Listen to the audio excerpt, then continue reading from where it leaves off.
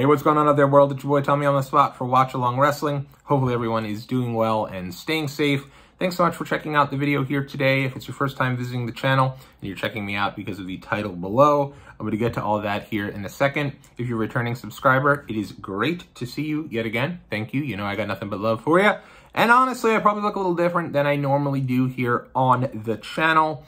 As the title suggests, I have been dealing with a bout of Bell's palsy here for a little bit. And so I'm going to get into, in this video, my kind of my journey thus far having Bell's palsy and kind of why I decided to make a video in the midst of having one. I think because traditionally when folks do have Bell's palsy, they kind of disappear until it goes back to the way that it normally does. Once it clears up, everything to that extent. And I'll get into what I've been doing thus far to kind of combat this and kind of go from there. So I guess it's important we kind of start off with where this all began. So the new year comes. Obviously, I'm feeling great. Everyone does, right? You set your New Year's resolutions. You're full of piss and vinegar. You're ready to go. You're ready to take over the world. And for me, one of those things that meant was I wanted definitely to make more content here on the site, this YouTube channel. That was something I was really excited about. I'd lined up a variety of things. You know, one of the things that I've noticed certainly is that really since 2019, since the birth of my daughter, I think that I have not been uploading as frequently. Obviously, work has also just been incredibly busy. But coming into the new year, I had kind of set up something that I did think was going to enable me to go ahead and upload a lot more content and be a little bit more consistent here on the channel. Then January 2nd comes. Beautiful day. I mean, if you live in New York City like I do, our winter's been fantastic. I got the window open right now. The breeze is coming through and it's awesome. We have not had temperatures below 40 degrees pretty much all winter. Let's knock on wood here, because if not, I'm sure you're soon going to have like a huge blizzard and I'll be to blame for jinxing that. But January 2nd comes along. I took my daughter to the park. Again, crazy I was able to do that. It was an absolutely beautiful day. Came back home, started eating some sushi, one of my favorite foods. And I noticed on my tongue, I was unable to really taste. The front of it felt weird. I wasn't sure what was going on. That was the first thing that kind of like started it up. A buddy of mine came over. Everything was normal. But yeah, we had some sushi, my wife and I couldn't taste the front of it. So I was like, that's kind of weird. So I told my wife, I was like, I feel weird. I feel like there's some feeling I have here in the back of my head that's coming up and is really kind of being a little strange. I couldn't figure out what the feeling was.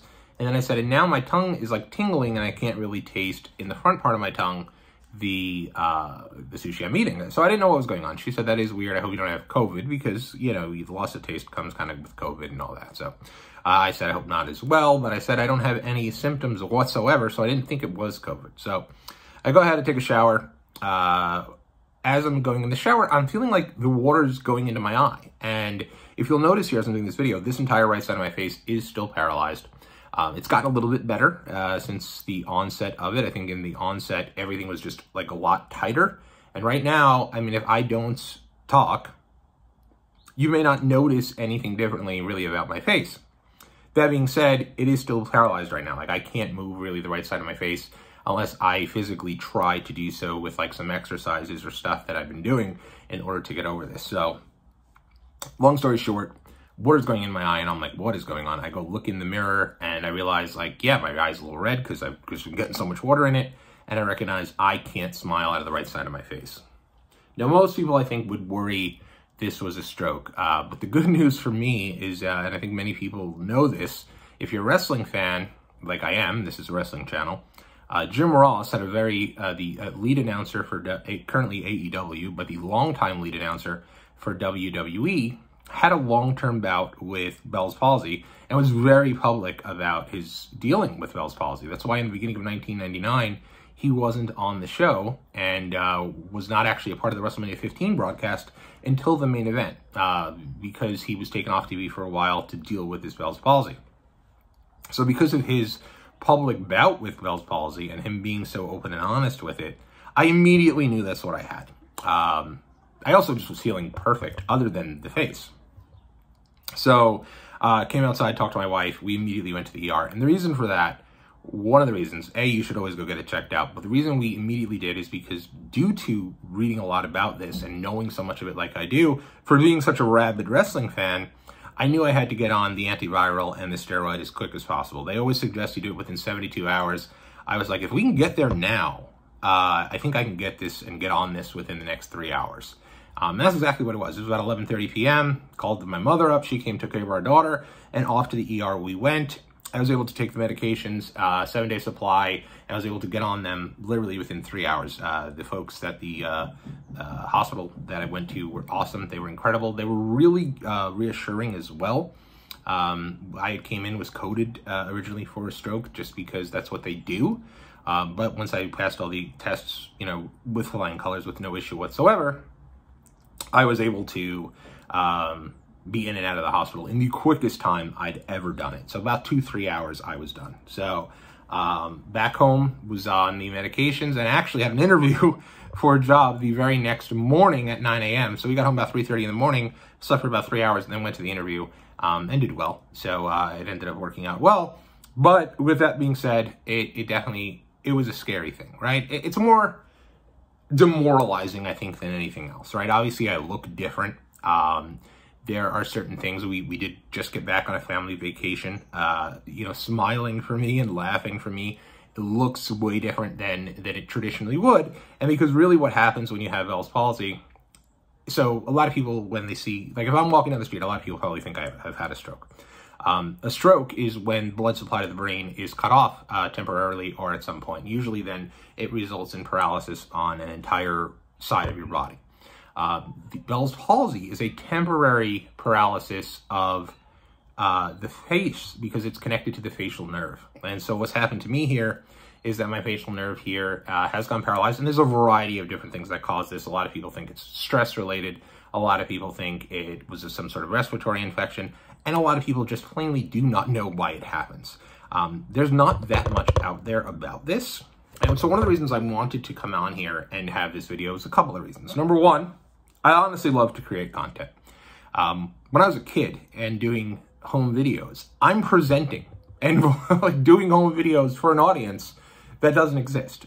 You know, we're opening up Christmas gifts in 2000, and I'm literally the entire time with the camera there, talking to people and explaining what we're doing. Oh, Megan's about to open, my sister's about to open her big gift. This is going to be great. Let's see what her reaction is, right? Instead of just letting the camera roll and doing the home video.